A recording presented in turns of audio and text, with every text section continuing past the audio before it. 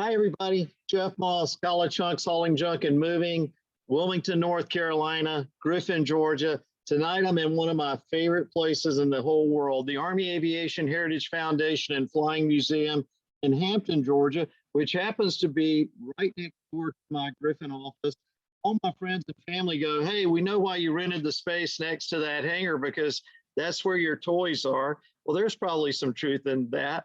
Tonight, it's about military heritage, things that we've learned in the military. I've got a really cool guest with me tonight. Before I introduce him, I want to remind you, Army Aviation Heritage Foundation and Flying Museum's motto is keep them flying. So they've got really cool stuff on the website, www.armyav.org, all the way down to Cobra and Huey bottle openers, cool things for you to show, awesome hats, and one of the few places in America where you can get a ride in an attack helicopter with a seasoned veteran pilot.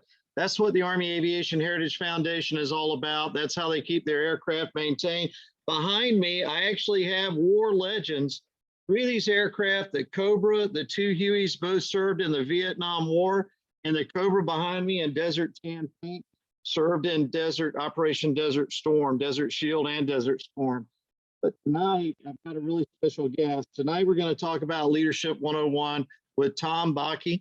Tom is a U.S. Naval Academy graduate. He's got a strong lineage in military leadership, and we're going to talk a little bit about his dad, who played for the Naval Academy. Really cool facts about him. Tom was an F-14 Tomcat pilot, carrier landing qualified, served in a carrier group, and went into real estate after 10 years in the military and became very successful in that. I called him a real estate tycoon. He thought that was a little bit strong. Tom, welcome to the program. Jeff, thanks for having me. What a pleasure to be with you on Military Appreciation Night. And, as we say, go Navy, beat Army. But in this case, we're on the same team, buddy. We always are when the bullets start flying. People don't understand that, and we can probably get into it a little bit. Listen, I want to just kick the night off by talking about the coolest picture, I think. I know you've got to be really proud of it. I wouldn't be surprised if it isn't framed in your house. Tell everybody about your dad and the famous coin toss. Was he the captain of the Navy team, I guess? Yeah. So, I'm glad to start off with this story because I think it's just such a great story that, in fact, it's right over here over my shoulder is the picture, like you said. And this is the 1950 Army-Navy game, and my dad was, in fact, the captain. And he was sort of a bigger-than-life kind of guy because he had done 2 years of college before going to the Naval Academy. And regardless of how much college education you have, you always start at the academies as a plebe, as a freshman. And so he was a little bit older, and he was the captain as a junior, believe it or not, because he had already had a year of eligibility used up in college previous at the University of Denver. But anyway, the photo is my dad, Tom Bakke, shaking hands with the Army captain, Dan Foldberg, who was the captain of a very successful Army team, and President Harry Truman at the time. And they're right there flipping the coin right on the sidelines. So they didn't do it in the center of the field at the time. And what's interesting about the story is Army had not lost in about 2 years. They had been undefeated and ranked number 2 in the nation going into this game. Navy had a very middling record. Probably they were 3-7 or something like that. And so Army was a prohibitive favorite, and I think they was expecting to have an easy win. Well, I love this little story about a reporter talking to Red Blake, who's the Army coach, very famous, successful Army coach, again, undefeated for a couple of years. And going into the game, they're ranked number 2. The reporter is asking Coach Blake about his ranking, and Coach Blake is sort of grumbling a little bit that he felt they should be ranked number 1. Texas, I think, was ranked number 1, and he thought they deserved it. And so the reporter then goes and interviews Eddie Erdelatz, the coach at Navy, and recaps the conversation he had with Coach Blake about how Coach Blake felt he deserved to be ranked #1. And he asked Coach Erdelatz, well, what do you think of that? And Coach Erdelatz says, well, I think we're ranked 64th, and I think we should be 63rd. So anyway, Navy goes on to win that game 14-2 in one of the biggest upsets of the 20th century. And it's ranked in the top, 3 upsets of all time. So obviously, I'm proud of that. And I just think it's such a great story about, never count out the underdog, right, Jeff? No, you never, you always expect the unexpected. And we'll probably talk a little bit about that tonight in terms of what we're trained as military leaders: expect the unexpected, plan for the unknown, plan for the worst, hope for the best, that kind of thing. Absolutely. I want to get into real quickly. So it was probably pretty normal for you to follow your dad's footsteps and go to the Naval Academy. Was that something you woke up as a kid saying, I'm going to be an F-14 Tomcat pilot, I'm going to the Naval Academy, here I go? How did that work? Yeah, I think his legacy was something that was certainly fairly strong, and consequently, I think I was going to be going there no matter what, even though I sort of fought it all the way. Coming out of the Vietnam War, I went to the Naval Academy in '72. Okay. And Vietnam still had the draft going into that year.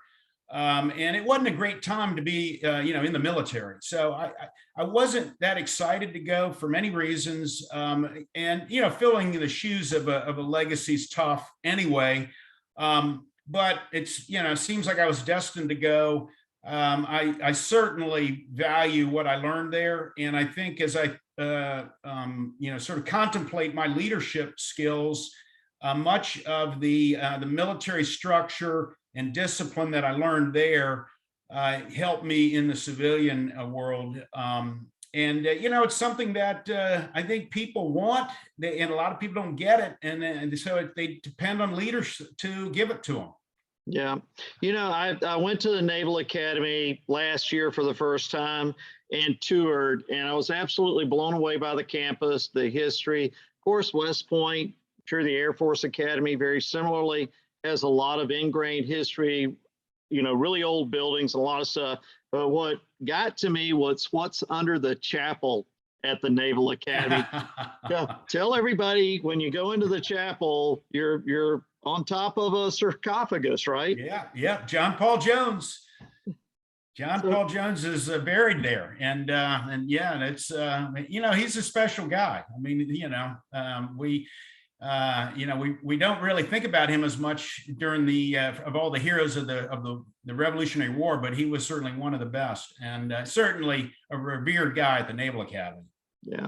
So I thought that was fascinating. And then, just like watching a great movie on TV, a true story, I always go to Google and do a lot of digging because I'm always curious about the real story versus what they portrayed. But the story of how they found Davy Jones' body I said Davy Jones. Davy Jones, yeah. Davy Jones locker. I'm still hooked on Pirates of the Caribbean. The way they found John Paul Jones' body in Europe and identified his remains and then brought him back to the Naval Academy for a burial is something worth reading about. Very interesting. Outside of the chapel is a tall pole. Tell everybody about that tall pole and what that's all about. Well, that's sort of, that is essentially like a mini Washington monument. And every at the end of plebe year, before you can move on to sort of your youngster year, which is your sophomore year, you had the class has to climb that pole, and it's I'd say it's 25, 30 feet up, maybe 30 absolutely. feet up. And they grease it up. And it's I think my class was one of the worst at achieving that. You had to get up there and get the plebe hat off the top and replace it with the upper class hat.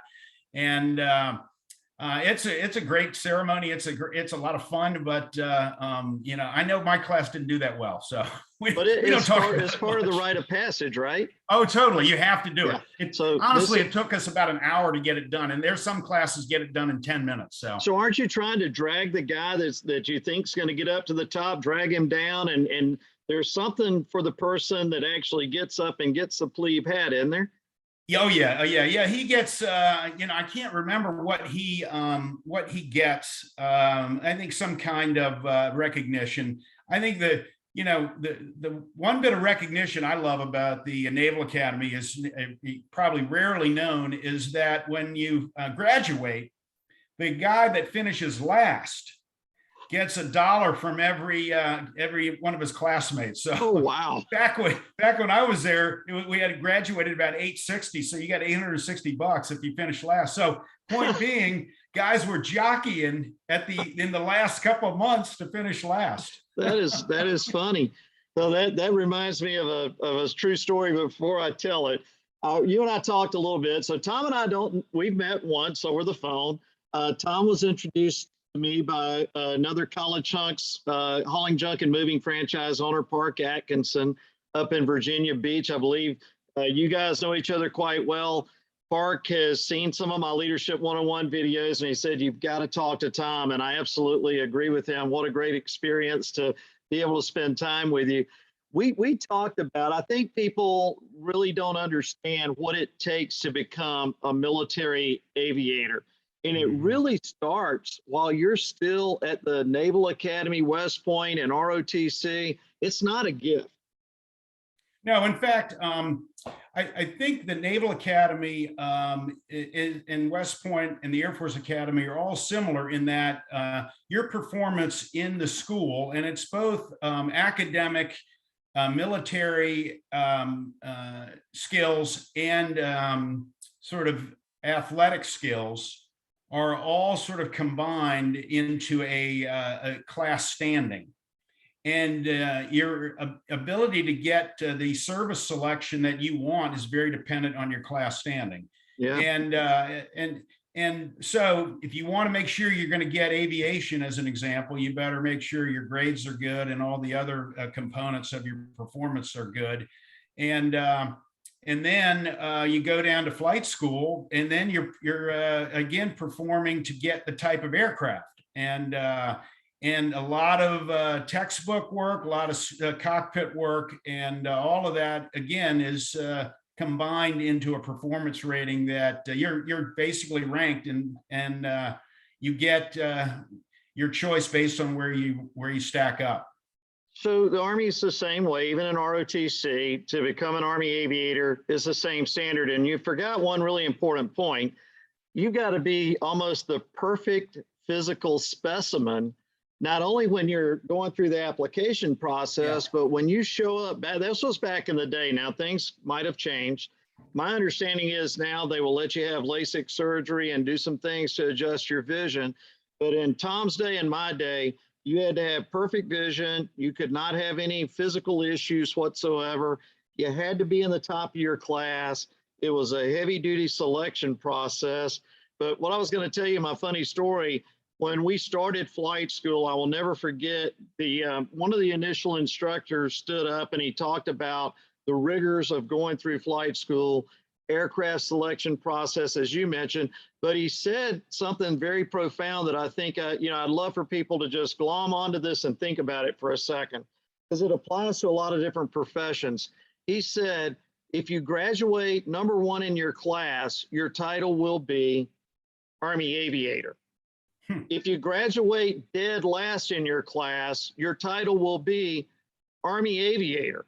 Yeah. But he said, I will stand here all day and argue that the number one guy is probably going to outlive the last guy.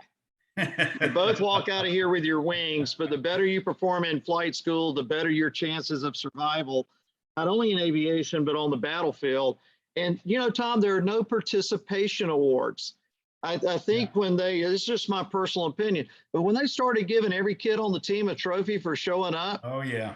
Boy, I mean, things just really started.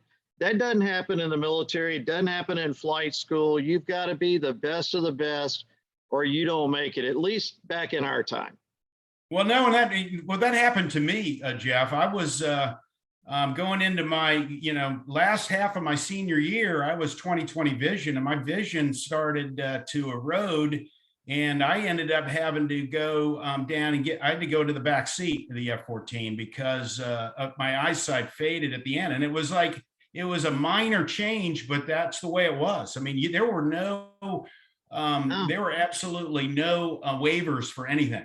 And now you're right. You can get LASIK. You can do a lot of different things. But it was funny, I had classmates that after we pulled pitch, for you guys, throttles forward, pull back on the yoke. For us, is full pitch with a collective and lift off the ground. They showed up the next day wearing glasses. Oh yeah. No, all you had to do was get your wings. All you had to do was get your wings. It was so telling. But one of the things that I thought would be fun for you and I to talk about again, that I want people to kind of wrap their brain around. I am very procedure driven. I believe in following a process. I think it's one of the key fundamental ideas behind success, that if you've got a process, you follow it, you're regimented, you stick to it. In the aviation world, we call that a checklist. In your world, what does that look like for you now? You transitioned out of the military and went into real estate. Tell everybody a little bit about how did you use your military training, standard operating procedures, and being regimented, checklist oriented to become a successful person in real estate?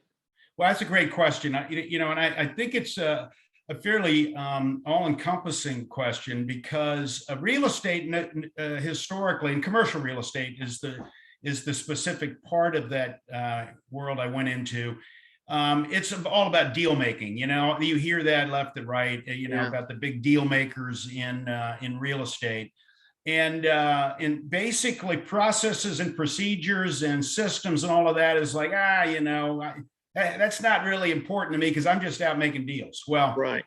If you're going to build a big real estate company, I mean, even a small real estate company, if you have good processes and systems, you will outcompete, you will beat the next guy every time. And I think that's what I was able to do in coming out of the military, is take a lot of what I learned and implement that as we built Equity Office Properties, which was the company that I ended up at after a few years of transition.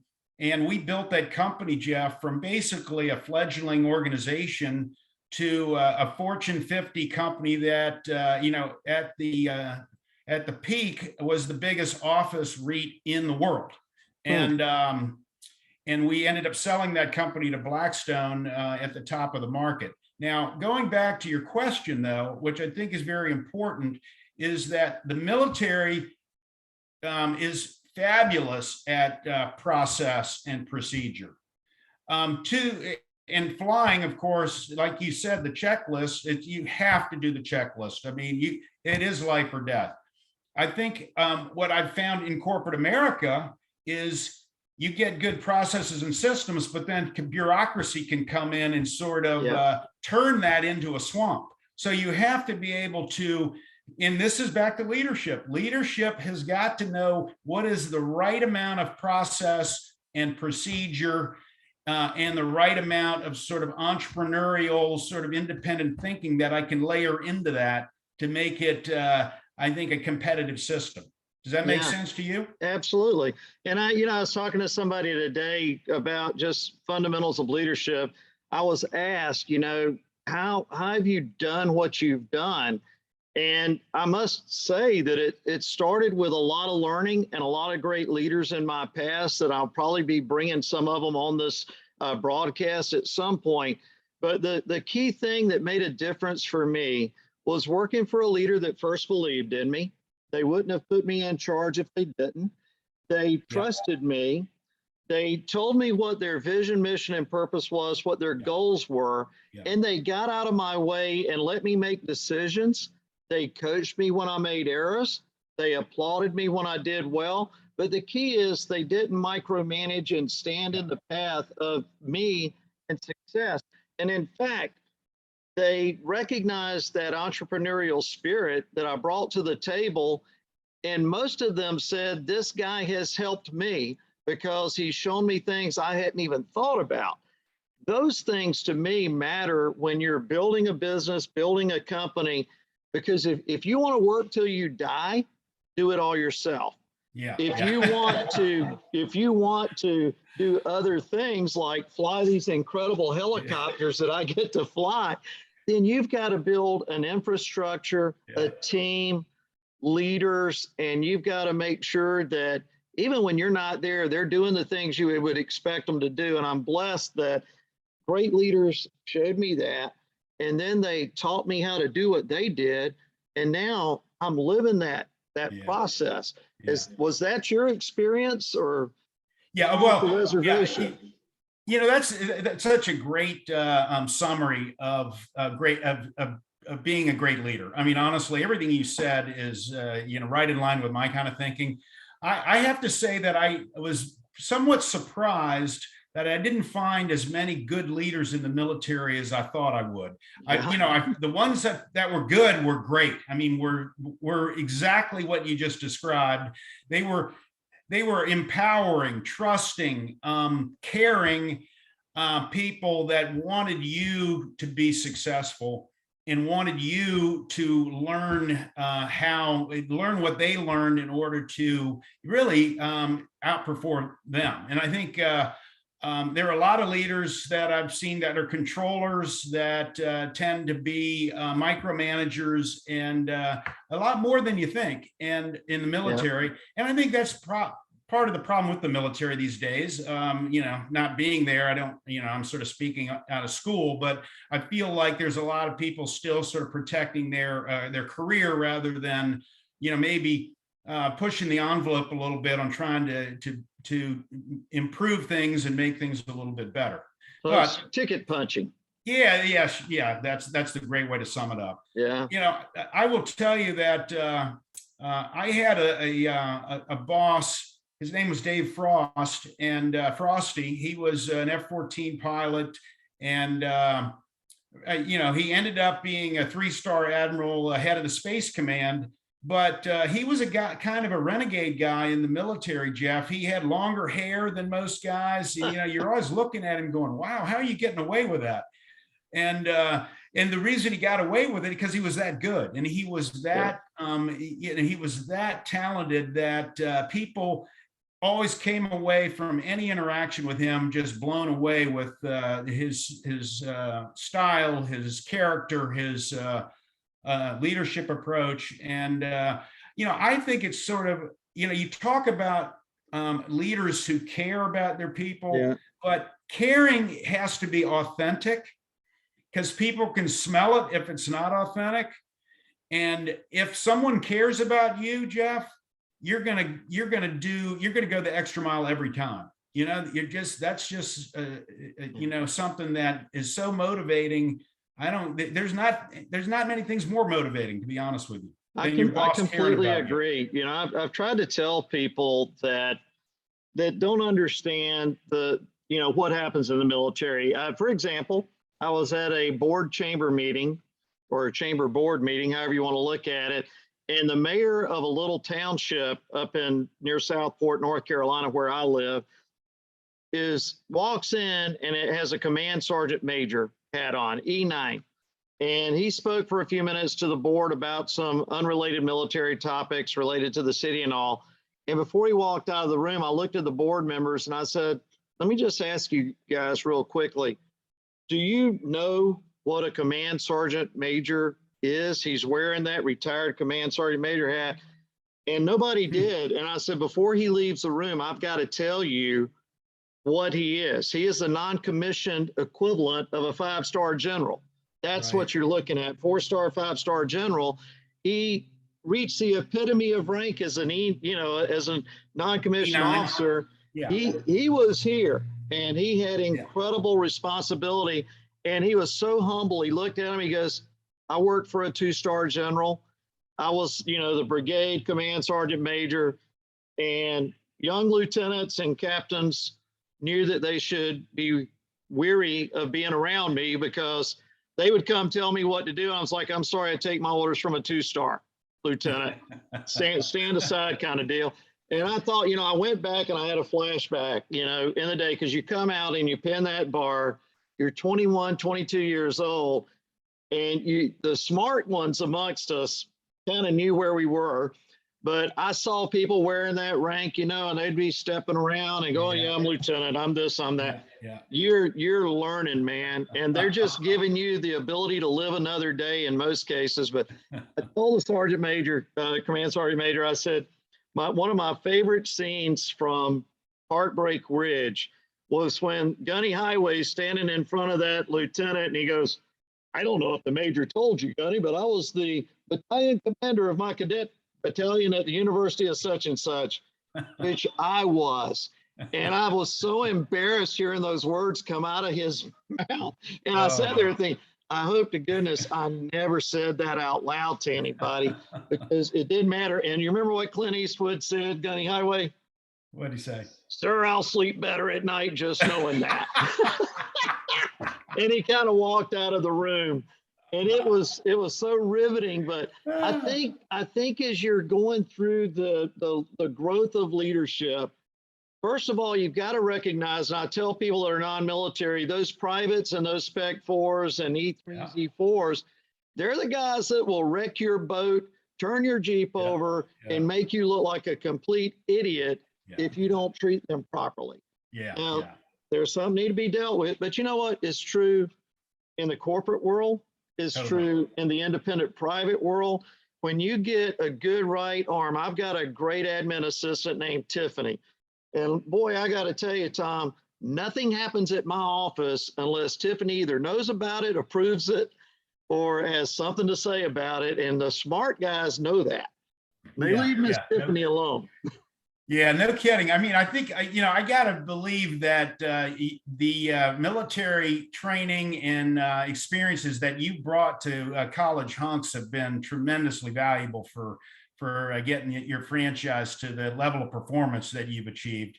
I wanted to just also touch on, I mean, I don't want to shift the interview to you a little bit, but I want to bring it back to me by sort of asking you a little bit about when you transitioned into, sort of the corporate world, and you took what you learned into, I think you went into work at Pfizer or maybe somewhere else. Pfizer. Tell me a little bit about that transition, and then I'll give you a little bit of mine. Well, it was really interesting because I have to back up and tell you that I came from a small peanut farming community called Plains, Georgia, where President Carter was from. The whole town was 675 people, small town environment. A big night for us was maybe once a month. Mom and dad would splurge and take us to McDonald's or Shoney's or somewhere like that. So we certainly grew up eating what we grew, very conservative parents. We never wanted for anything. I never thought we were poor by any shake of the imagination, but I had no exposure, if that makes sense. I didn't know what life outside of that environment looked like. And I go in the military, go to El Paso, you're still somewhat limited in your real world exposure in that deal. And then I wound up in corporate America, and I'll never forget, getting, an expense account.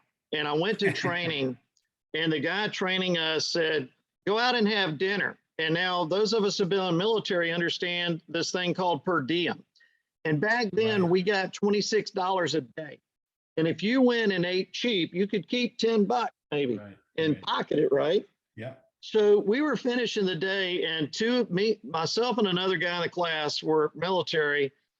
And I looked at him and I said, when you say go eat dinner, what does that mean? And he kept asking questions because he didn't know what I was asking. And finally we looked at him and go, look, we came from a world where we had $26 a day to subsist on. What's our limit? Whatever. And he goes, be reasonable. And we both looked at each other and he goes, don't spend over $100. and we were like, what, for dinner? Yeah, don't spend over $100. Go out, have a glass of wine, whatever, enjoy a meal, go get a good steak, enjoy. We didn't know how to act, but it got worse because the first big dinner I went to, I'll never forget, I was so embarrassed. We were at a big steakhouse, And I asked the waiter to, I ordered a steak, and I asked the waiter to please not put any shiitake mushrooms on my steak because I didn't know what they were. He said, "They're shiitake, sir." Yeah. And I was so embarrassed. But let me tell you what changed right then. I realized that I needed to learn and grow, and that I couldn't stay on the farm, that I needed to adapt to that environment I was in. And then I became entrenched in that environment for over 25 years. Yeah. But it was, so the military stuff taught me I'm never late. 15 minutes early is on time where you and I come from. I talk about that to people all the time about steel on target matters, because if we didn't do our job, it meant somebody could die. If we didn't hit the target and have it on, have the firepower there when it was needed and deliver as we were trained, at the moment it was supposed to be there, we were risking friendly lives, all of that kind of thing. I asked somebody one time, Tom, and I think you'll like this. I said, "Do you approach your job as if your life depends on it?" And the representative looked at me and said, "I think that's a little strong." And I said, "It may be, but let me ask you, do you want to get on an airplane with a pilot flying it that's not approaching his job as if his life doesn't depend on it? Yeah. How about a police officer coming through your front door, or a fireman putting out the fire?" There are some professions where it matters. And I tried to translate that to people that were my direct reports, so they took their job a little more seriously than, "Hey, I'm just here, I'm doing it till I'm done," that kind of thing. And I love this video. I don't know if you've ever seen it. Lou Holtz did a video called "If Enough People Care." And it was mandatory viewing for anybody that was a direct report of mine. And Lou Holtz went through a number. I always told him, I don't care if you liked him as a coach, hated him, that matters not to me. Listen to the message. But Lou went through the fundamentals of leading others and attacking your job every day. So one of the things he said was that he came upon some brick mason laying brick. And he approached the first guy and he said, "What are you doing?" He said, "I'm laying brick until quitting time." He approached the second guy and he said, "What are you doing?" He said, "I'm laying brick for $9.95 an hour." And he went to the third guy and he said, "What are you doing?" He said, "I'm building a beautiful cathedral that hundreds and maybe thousands of years after I'm gone, people will come and marvel in the majesty of my work, my body of work." So that's what, I really focused on. And it hasn't changed for me. Owning this franchise and talking to my hunks, building leaders is a really big deal to me and to our franchise system. And I do it every day. I talk to them about their dreams, their aspirations. What are you doing to be different? How are you building your resume? What can I do to help you? And where do you want to go? So I told 4 guys this morning that if you have a goal and an aspiration, tell somebody. And one of them said, "Why?" And I said, "Because they may be the person to help you get there. They may be your accountability partner. But if there's something you want, tell everybody you meet." Well, plus I think the more you sort of own what you want to be, and the more you communicate it, the more you sort of find the path. I mean, it just happens, right? I mean, it sounds sort of trivial, but it's true. I mean, if you have a vision for your life, if you have a purpose, you want to be talking about that every day with everyone you come across with. And that's back to your point about the vision. The guy who was building the cathedral, he had a vision. He got that from somebody, a leader, hopefully, that, just as you said, you want to communicate the vision. When people can connect to the vision and they feel a part of the team that's sort of going to achieve the vision, they're empowered to do the best they can do. It's just, it sounds simple, right, Jeff? But we know it takes leadership to get it across. I think it sounds good, but I think what people are struggling with now is the trust element. People have gotten so self-serving that, I've had a lot of folks that have come to work for me that I could just tell by the look in their face that they really didn't believe what I was telling them. No, they think you're blowing smoke at them or something, right? Yeah, absolutely. Exactly. You're just telling me this, so I'll show up to work every day. And I'm like, no, I really mean it. And if you hang around here long enough, you're going to see it. and tell me what you want, because my job is to help you find it. Then I'll tell you the other thing that I do, Tom, that I used to do it in corporate America, and it was a trick somebody did to me. So I come to you and I go, Tom, I want to get promoted. I want to get to that next level. I want to do this. I want to do that. And this leader said, great. I'm glad you shared that with me. Here, I've got a project for you. And he reached behind his desk and he pulled out a book and he goes, take this book and read it and come back to my office when you're done, and let's talk about what you got out of that book. Well, I went home and read it. Came back to the office 2 weeks later and handed it to him. And he goes, well, what did you think of the book? I said, it's a great book. He goes, well, maybe I should read it then. And I go, what do you mean? You haven't read the book? He goes, nah, it's purely a test. People are in here all the time telling me what they want, but they're not willing to do the work. So I always give them a book to read, and you're one of the few guys that actually read it. So tell me what you got out of it. Give me the cliff notes, save me the time, right? But I still do that. And it's amazing to me that the statistics show that very few will actually put in the work to get what they want. And it may be, and part of that development process is you've got to invest in yourself, which means you've got to dress to the next level. You've got to behave to the next level. You need to read, you need to develop. And I think it comes back to what you've been saying all along, which is people need to have a vision for where they want to go.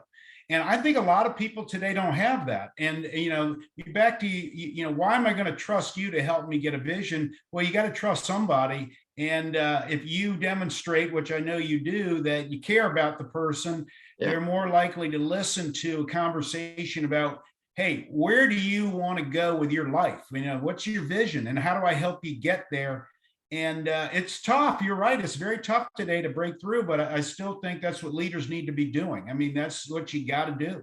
well, the real challenge is that you can't identify that one person that's going to listen to you and do it. So you have to keep trying, because you never know who is going to be that guy to pick it up and move forward. Now, I saw a great movie the other night on Netflix called October Sky. It's about, I believe his name's Homer Hickey. Grew up in West Virginia, coal mining parents, and the Russians launched Sputnik. And Homer Hickey stood outside in the October night and watched Sputnik come over, and he said, I want to be a rocket scientist. I want to build rockets. I think he was 12, 13 years old. His dad wanted him to work in the coal mines. The school principal said, nobody from this community goes to be an engineer or a scientist. They go away, but one teacher believed in him, and he and three of his buddies won the state science fair, and all four of them got scholarships. And guess what Homer Hickey did in his life? He went, became an engineer, worked for NASA, worked for the space shuttle program, despite all these people telling him people from our little town in West Virginia don't do that.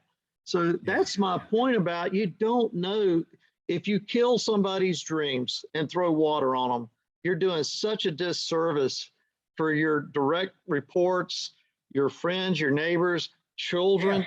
I mean, how can we inspire people, Tom, to reach for the stars when we're throwing water on their dreams? It just doesn't make sense to me. Well, I'm sure you encourage a lot of young people to consider the military as a starting point, because I still believe that the kind of personal discipline and structure that you get from, a few years in the military, doesn't need to be a lot. It can be 2, 3, 4, 5 years. And I think people come out of that with a lot better chance at embracing a vision for themselves and following that and achieving something. They may not become a rocket scientist, but they might exceed the expectations that they had when they started in the military. What do you think about, encouraging young folks in the military these days? I completely agree. I encouraged my own son. I didn't really go to him and say, hey, I want you to go in the Army and do this. He reached that point on his own. He's an Army Apache pilot now. Go figure, right? Yeah. So Oh, yeah. I'm Wonder really where he got that idea. I wonder. He started flying with me when he was a little boy, and this tan Cobra right here, and he flew with me a number of times in that green one too. But he had a dream to be an Army aviator since he was a little boy, and in fact, we're going to be flying the Dayton Air Show in late July together. He's going to be flying the Oh. Apache, and I'm going to be flying one of these Cobras. So it'll be a Oh. true heritage flight. I don't know, first and second generation Army aviators, first and second generation attack helicopters. In fact, the A-1 Cobra was America's first dedicated attack helicopter. Came around in your era in Vietnam. And then the Apache is the modern battlefield deal. But, whether it's the military or what, you've got to get a foundation of experience before you think you can walk in and make demands. And the demand now looks like this. I got my degree. I graduated from college. I want a 6-figure salary. Yeah. I want a car to pick me up in the morning. And oh, by the way, where's the executive washroom?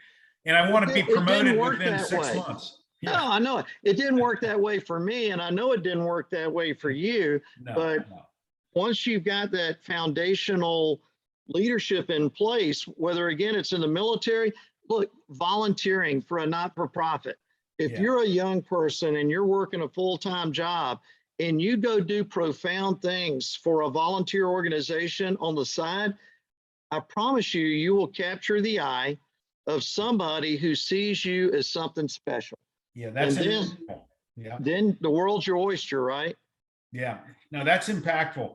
I think, you and I, I'm sure we get accused of being old school in a lot of ways, but I still believe that the reward is in the work, okay, is what I like to say. And I feel like the grind is valuable. If you don't ever grind out in life, you're never going to really understand success in my mind. I don't think you ever get there, because we all know that success is work. It's a grind it out every day, and it's not taking anything for granted and working for what you want. And we have created, unfortunately, a little bit of an entitled society, and that's it's something we're going to have to work through, because I still believe the fundamentals of hard work and perseverance and persistence and grinding it out are what makes a successful life. Well, I've told people that there are folks that confuse the good old boy club with pure advocacy. So the good old boy club in my mind is, my daddy's rich, my daddy bought me into Harvard, whatever. I didn't have to do the work to get there. Advocacy is when somebody like Tom Bakke, Jeff Moss sees something in you, and we get behind you and we have connections. We can make a few phone calls and get you in the door. That's where your real work starts. You present that resume, you do the interview, you get the job. And oh, by the way, if I had anything to do with getting your foot in the door and you go there to do the job, you need to do it in a stellar manner, because now I'm with you. So I tell people to be careful what engine they hook their caboose to, with them being the caboose.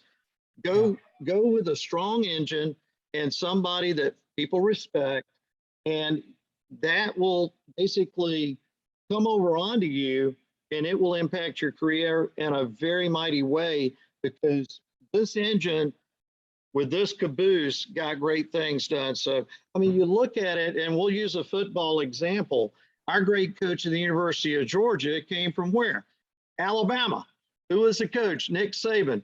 How many coaches has Nick Saban mentored that could never beat him until you beat him last year? Yeah. I think he was like 28-0, if my numbers are right, with former coaches that he mentored. They couldn't figure out how to beat him, but they sure were great in their own programs and did incredible things. So strong engine, great caboose hooked together, then the caboose becomes the engine, as is in the case of the University of Georgia and a lot of other collegiate schools. So have you had somebody that came along behind you and went on to do things that you go, wow, I had a little something to do with, but Oh yeah. they kind of did their own thing?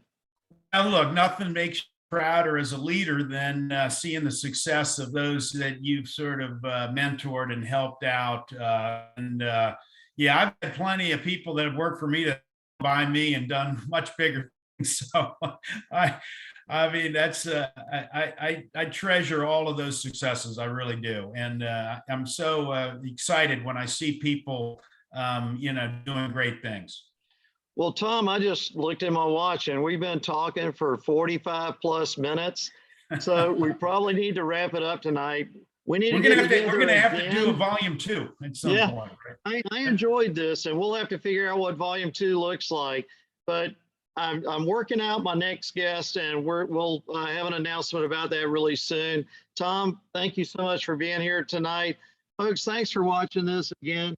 Army Aviation Heritage Foundation and Flying Museum in Hampton, Georgia. Only place you can get a ride in an AH-1 Cobra, and you can also get a ride in a UH-1 Huey. 100% of the donation you make for rides goes to the upkeep and care of these aircraft, and that's how we keep them flying. So plenty of bling on the website, armyav.org. I'm sure there's a version of this. In fact, I know there's some Corsairs out there.